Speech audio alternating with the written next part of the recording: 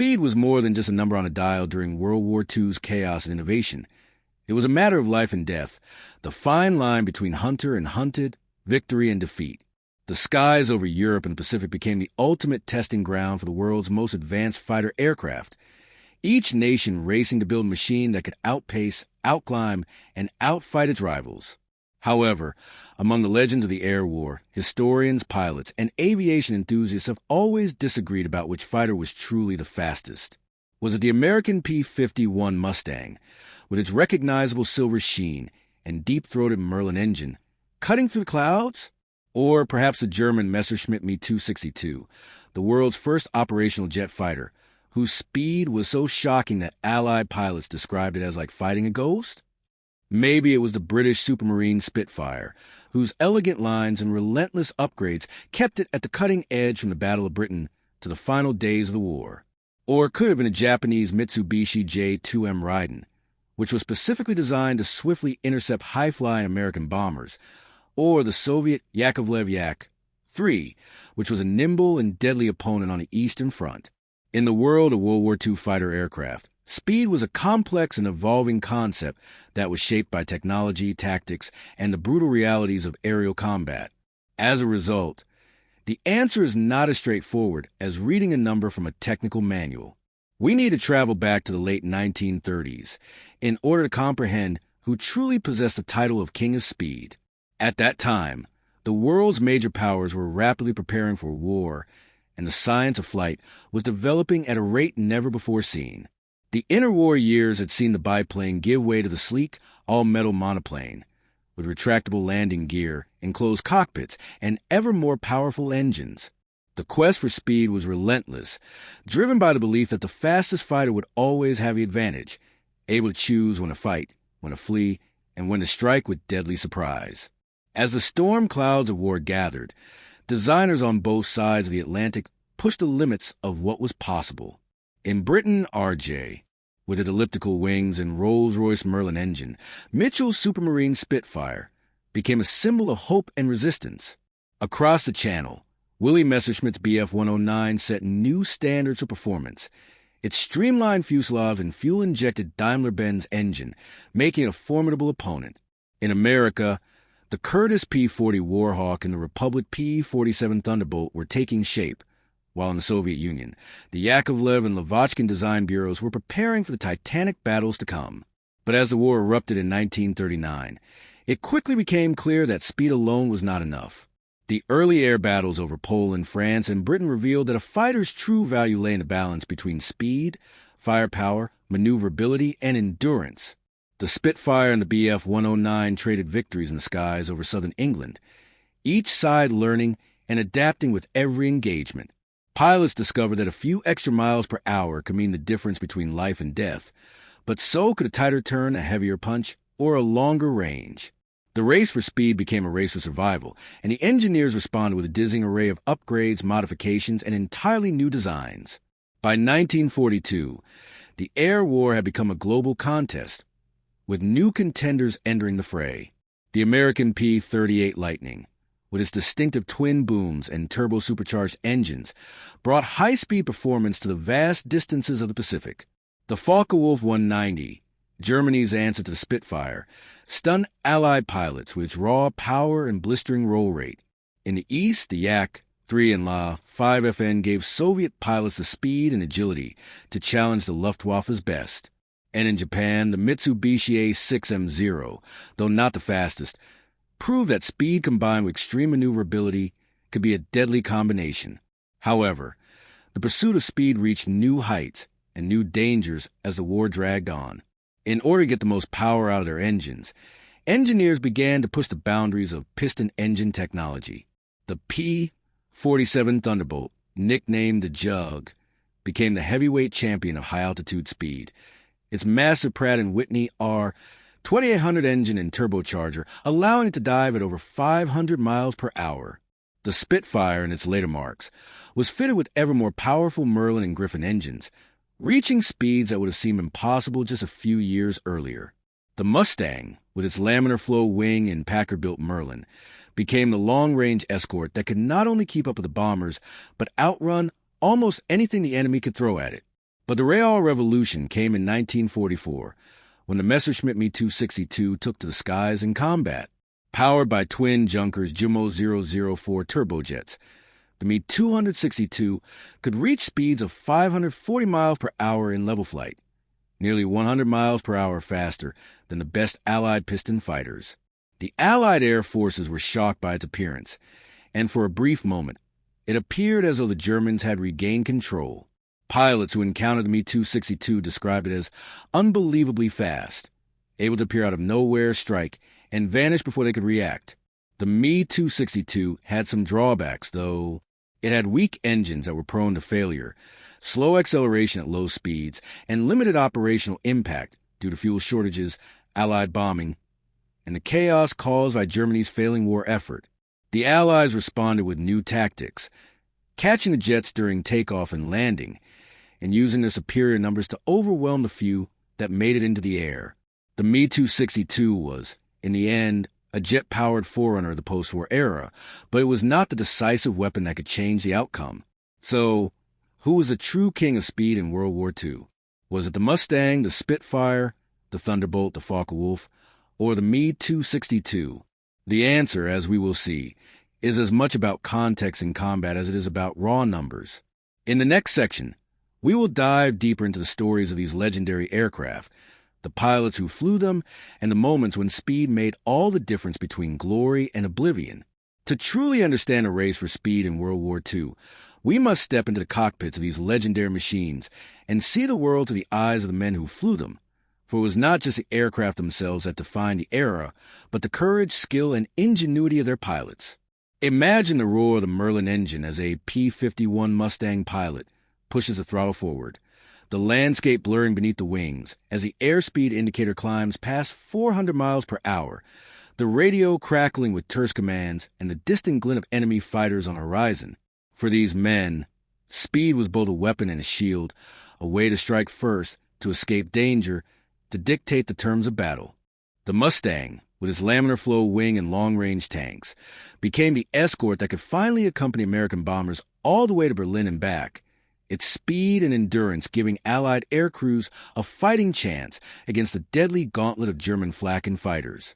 Pilots like Clarence, Bud Anderson, and Chuck Yeager became legends, their exploits a testament to the Mustang's blend of speed, agility, and firepower. But the Mustang was not alone in the race.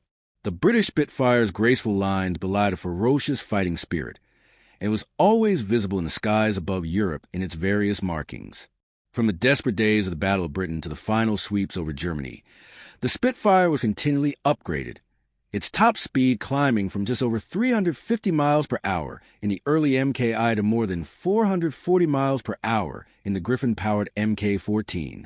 Pilots like Johnny Johnson and Douglas Bader pushed their machines to the limit, using speed not just to chase down enemy aircraft, but survive against overwhelming odds. The Spitfire's speed was more than just a number. It was a lifeline, a way to end an engagement, get above the fray, and turn the other way for someone who was after you. The Germans were active across the Channel. The fuel-injected engine and sleek design of the Messerschmitt Bf 109, the Luftwaffe's backbone, made a formidable adversary with a top speed that matched or exceeded that of its rivals for much of the war.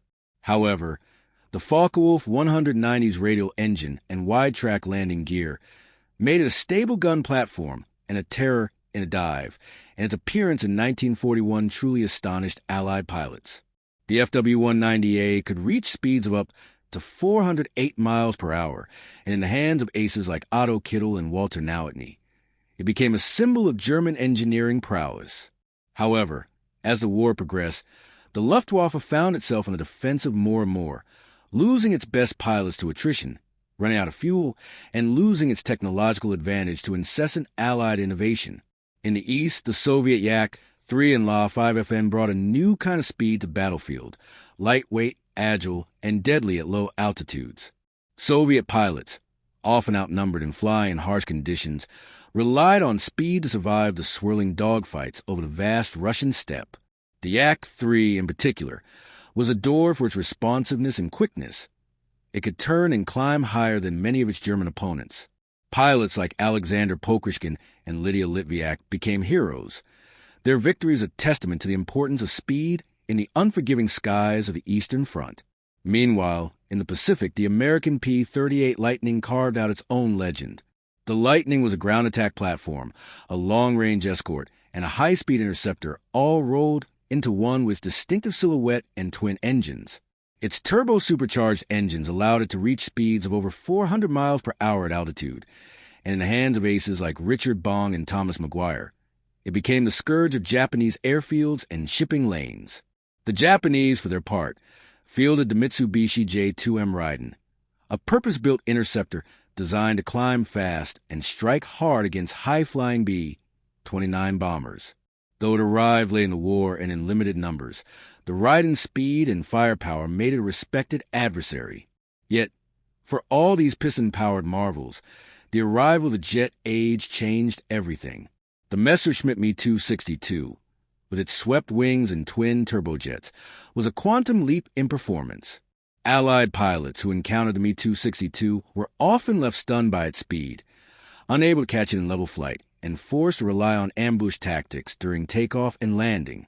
The Me-262's top speed of 540 miles per hour was unmatched by any piston fighter, and its 430mm cannons could shred a bomber in seconds. But the jet's impact was blunted by technical problems, fuel shortages, and the overwhelming pressure of Allied air superiority. Many Me-262s were lost on the ground or in accidents, and the few that made it into combat were often flown by inexperienced pilots. Still, the Me-262 remains a symbol of what might have been, a glimpse of the future in a war defined by the past. As we weigh the contenders for the title of fastest fighter, it becomes clear that speed was never the whole story. The aircraft that could use its speed to survive, fight, and win was the true king of speed, not just the one with the highest top speed. In the next section, we will explore the head-to-head matchups, the legendary dogfights, and the moments when speed tipped the balance of power in the skies of World War II. The battle for aerial supremacy in World War II was not fought in laboratories or on drawing boards alone. It was decided in the swirling chaos of dogfights, in the tense moments when pilots pushed their machines to the very edge, and in the split-second decisions that separated the aces from the fallen. To truly appreciate the role of speed, we must look at the legendary encounters that defined the era, where the fastest fighters clashed in the skies and the outcome of entire campaigns hung in the balance. Take, for instance, the high-stakes battles that took place over the English Channel, where Spitfires and Messerschmitts engaged in a lethal dance, with each pilot seeking the tiniest advantage.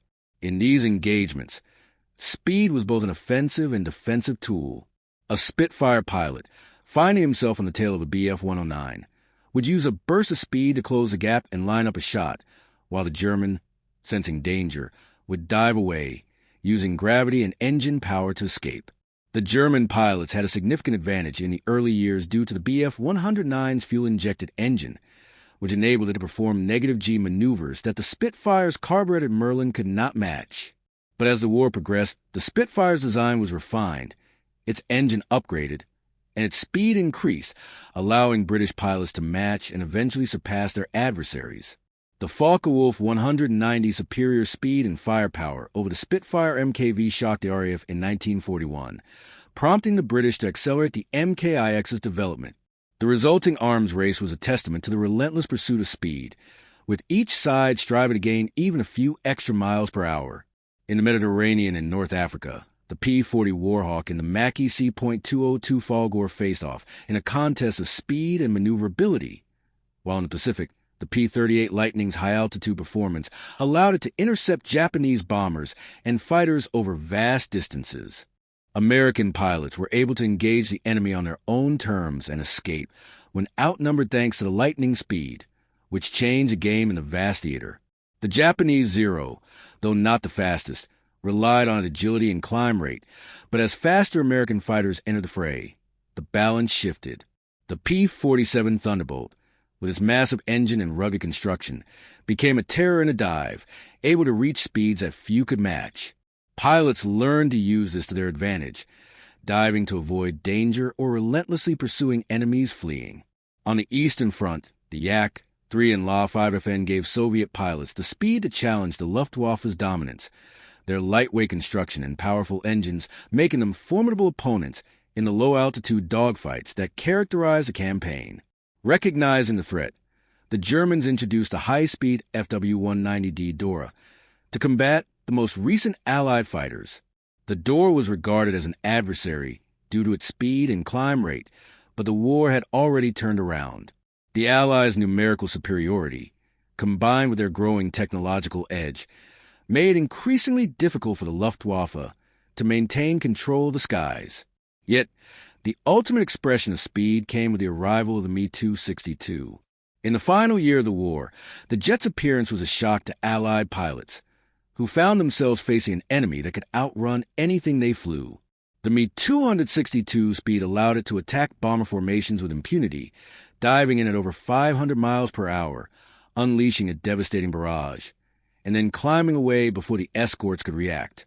The Allies responded with new tactics, stationing fighters near known jet bases and attacking the Me-262s during takeoff and landing, when they were most vulnerable.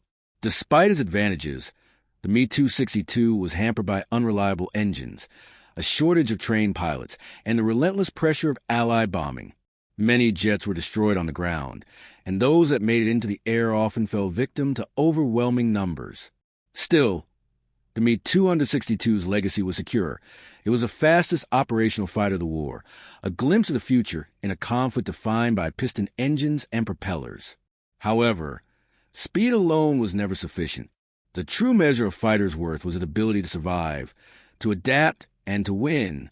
The Mustang, the Spitfire, the Thunderbolt, the Lightning, the Yak-3, and the FW-190 all earned their place in history, not just for their speed, but for the way they were used, the men who flew them, and the battles they won. In the final section, we will weigh the evidence, consider the legacy of these remarkable machines, and answer the question, who was truly the king of speed in World War II? The question of which fighter aircraft truly reigned as the king of speed remained a topic of fascination, debate, and pride among nations' pilots and aviation enthusiasts alike after the war was over, and the world reflected on the greatest conflict in human history. The answer, as with so many things in war, is layered with nuance, context, and the hard realities of combat. The Messerschmitt Me-262's twin-jet engines made it the fastest operational fighter of World War II, propelling it to a top speed of 540 miles per hour, an astonishing figure that left even the most advanced piston-engine fighters behind. On paper, the Me-262 is undisputed as the fastest fighter. The Me-262 was a technological marvel, a harbinger of the jet age, and a weapon that, had it arrived in greater numbers and with more reliable engines, might have changed the course of the air war. Yet, its impact was blunted by the chaos of collapsing Reich, the inexperience of its pilots, and the relentless pressure of Allied air superiority. The Me-262's speed was both its greatest asset and its Achilles heel, for while it could outrun any adversary, it was vulnerable during takeoff and landing, and its engines were notoriously fragile. The Allies, recognizing these weaknesses, adapted their tactics, and the jet's fearsome reputation was tempered by the realities of war. In the realm of piston-engine fighters, the contest was even closer. The speed, range, and agility of the North American P-51 Mustang allowed it to escort bombers deep into enemy territory and challenge the best the Luftwaffe had to offer. With its laminar flow wing and Merlin engine built by Packard, the Mustang became the symbol of Allied air power. The Mustang's top speed of 437 miles per hour made it one of the fastest piston fighters of the war, but its true strength lay in its versatility and the skill of the men who flew it. The British Spitfire, in its later marks, pushed the boundaries of piston engine performance. The Griffin powered Mk-14 reaching speeds of 448 miles per hour and proving a match for the FW-190 and the Bf-109 in the final battles over Europe. The Republic P-47 Thunderbolt, though heavier and less agile, was a powerhouse at high altitude, its turbo-supercharged engine allowing it to dive at speeds that few could match. The Focke-Wulf 190, especially in its Dora variant, was a formidable adversary, its speed and firepower making it a respected opponent until the very end. On the Eastern Front, the Soviet Yak-3 and La-5FN gave Russian pilots the speed and agility to challenge the Luftwaffe, their lightweight construction and powerful engines making them deadly in the swirling dogfights over the steppe. In the Pacific, The P-38 Lightning and the Mitsubishi J-2M Raiden brought their own brand of speed to the vast expanses of ocean and sky, each earning the respect of friend and foe alike.